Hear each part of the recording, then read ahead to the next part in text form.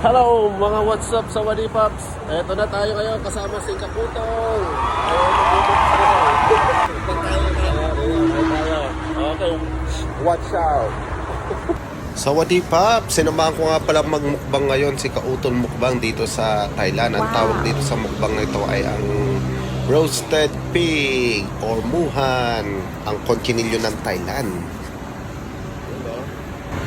Sa Wadi Pops, amoy na amoy mo na. Sarap. Yan, nakanilang mga inihaw na baboy. Kakainin natin yan, maya-maya. Yum. Ginagamitan pala ng acetylene para maubos yung tira-tirang buhok para sa ulit talaga pagkakain mo. Prepare na ni Kuya ang aming conchinillo. Ang sarap nito pag naluto. Okay, final checking. Lalagyan ng konting butas-butas para tumulo yung mga taba-taba ng ating conchinillo. Tapos ilalagay na sa nagbabagang uling. Yan. Bali, ang processing ng pagluto niya, maghintay ka lang ng 10 minutes na lang para maging crispy. Ganun siya kabilis pa iluto.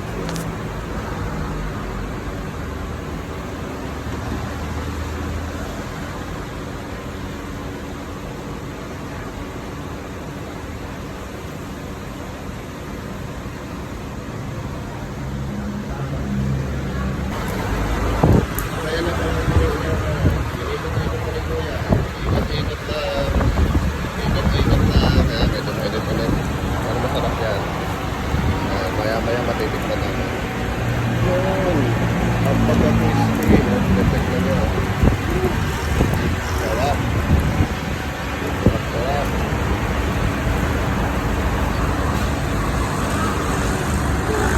At pinahira na nga ni Kuya ng pampadulas. Ayun, para hindi masunog ang kanyang balat. Pwede kaya ito pang massage ang kanyang pampadulas. Ano yan, Kuya? Sikreto ba yan? Ano yung sesame seeds?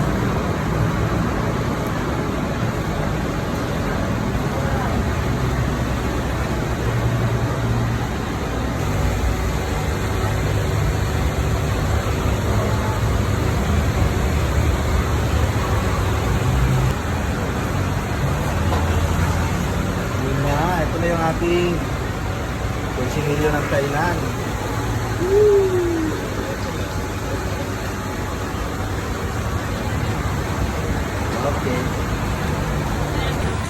Okay, enough. Mga paps, ito na aming favorite food. Sunod na. Ayan, baboy. Conchinillo. Yun, kakain na kami. With Kaputong Mukbang.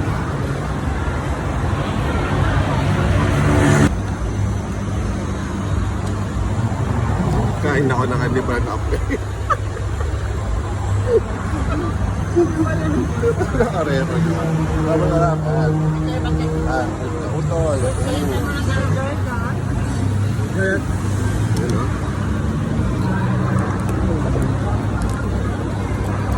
Sarap. No?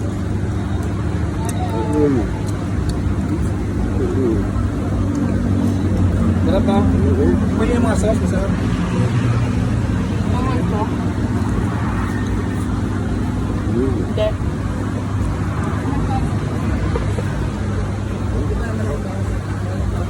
Parang garlic ka siya.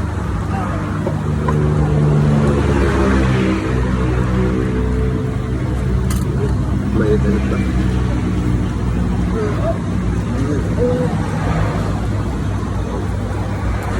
Hello! Ayan! Yan, si Kautol. Yan. Ayun. Hello!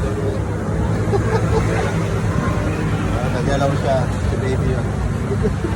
Kumakain kami. Sarap. Ano, buto-buto na lang. Yan. Sarap talaga ng anduka. Ito na yung Sarap ng balat mo. Parang ako yung pinakamaraming buto ah. konti lang siya. Ang yan na.